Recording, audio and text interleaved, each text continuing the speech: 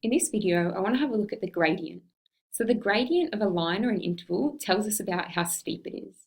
So the gradient compares the vertical rise to the horizontal run.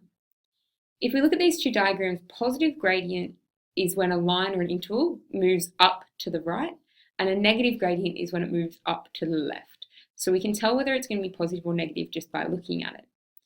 To actually calculate the gradient though, what we're going to do, like it says up here, is to compare the rise to the run.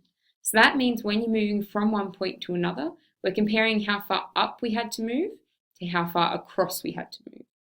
So if we did this one, moving from one point to the other, we're moving the vertical change to the horizontal change.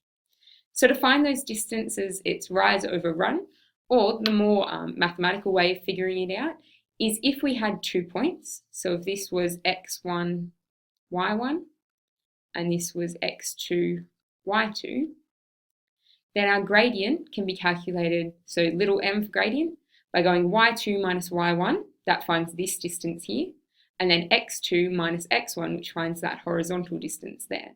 So we're comparing our rise over run, and this formula is on your formula sheet as well. So I want to have a look at an example. We're asked to find the gradient of the interval joining the points 4, minus 1 and 10, 6. So we've got our little formula down here. Let's just call them x1, y1 and x2, y2. Again, we could have done it in the other way. As long as we're consistent, it doesn't matter. So our gradient, which is a lowercase m, is y2 minus y1. So we have 6 minus 1 over x2 minus x1, so 10 minus 4. So 6 minus 1 would give us 7, and 10 minus 4 would give us 6. So we'd have a gradient of 7 over 6. So that means it's positive, and for every 7 units we move up, we move 6 across.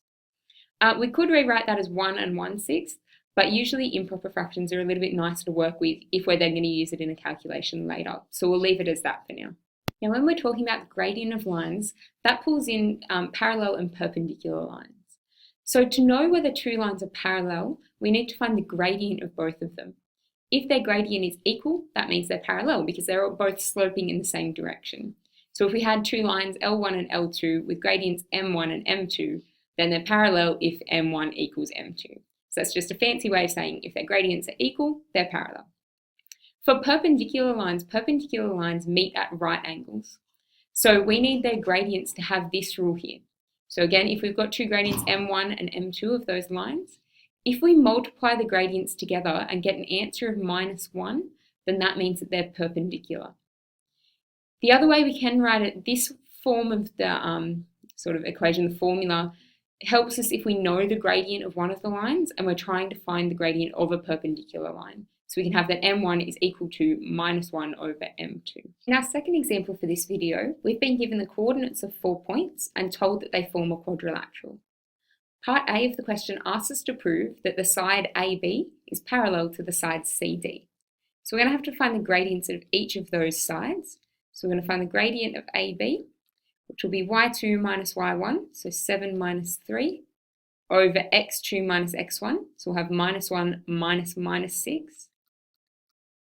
So 7 minus 3 gives us 4, and -1 plus 6 would give us 5.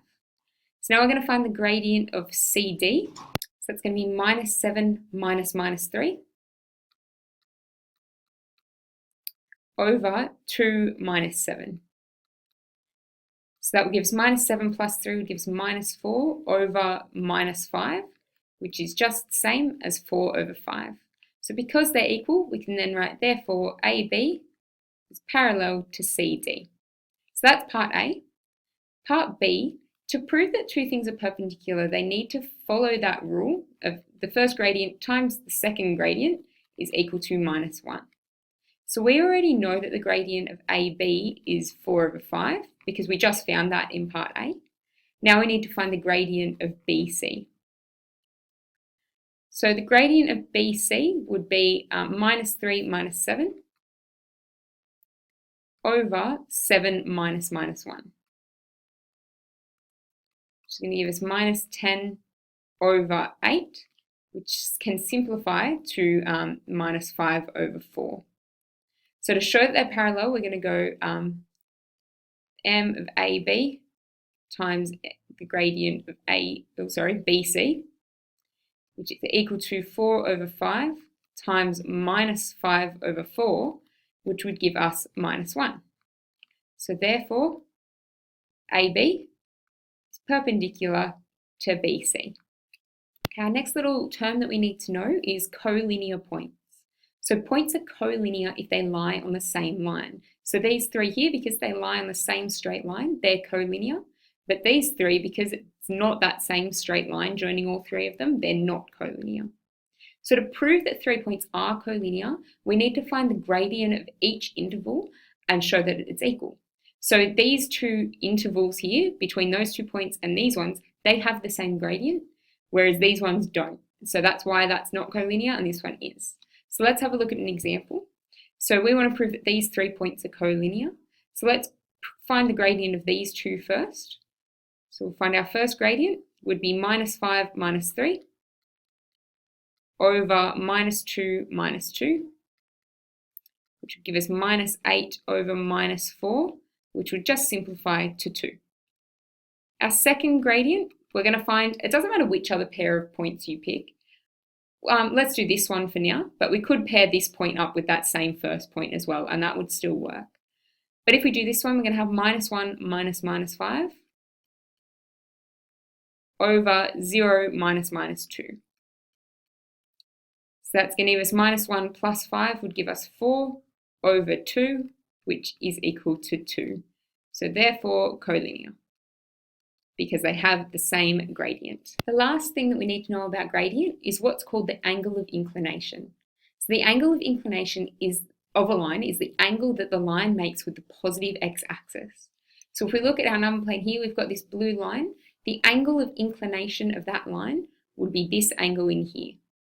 So it's the angle, if we're moving from the positive x-axis anti-clockwise until we hit that line. So that theta in there, that size of the angle is the angle of inclination.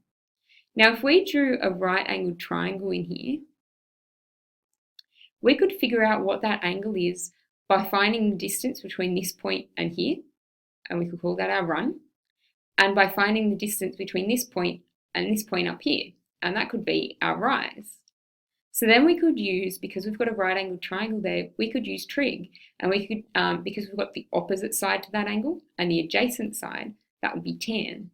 So we could have tan theta is equal to the rise over the run, because that's opposite over adjacent. But we know that rise over run is just gradient. So what we need to remember is that gradient is equal to tan theta. And that way we can work each way. If we know the gradient, we can find the angle of inclination. If we know the angle of inclination, then we can find the gradient. Our last two examples, our first one asks us to find the gradient of a line with an angle of inclination of 50 degrees. So the gradient, we'll write m, is equal to tan theta, so tan of 50 degrees. If you pop that in your calculator, you're going to get 1.191753, and it keeps going. So if we round that to 2 decimal places, we'd have 1.19 as our gradient. Our second example asks us to find the angle of inclination of a line with gradient minus 2 over 3. So we know the gradient is minus 2 over 3, then minus 2 over 3 is going to be equal to tan theta. That means to find theta, we're going to go tan inverse of that minus 2 over 3. Now if you put that in your calculator, we'd end up with minus 33.69. But that's given us a negative angle there. So if we're talking about a straight line, a negative angle would be giving us this angle here, when what we actually want, the angle of inclination, is going from this point, from this axis, anti-clockwise until we hit that line. So because we want this bit and it's given us this bit here, what we're going to do is go 180 minus the answer that we've got, which is that 33.69, to tell us what's left up here. So what we actually end up with, if we go 180 minus that 33.69, if we turn it into degrees, we end up with an angle of 146 degrees and 19 minutes. So our angle of inclination is 146 degrees and 19 minutes. So that's a lot of examples and a lot of definitions about the gradient of a line.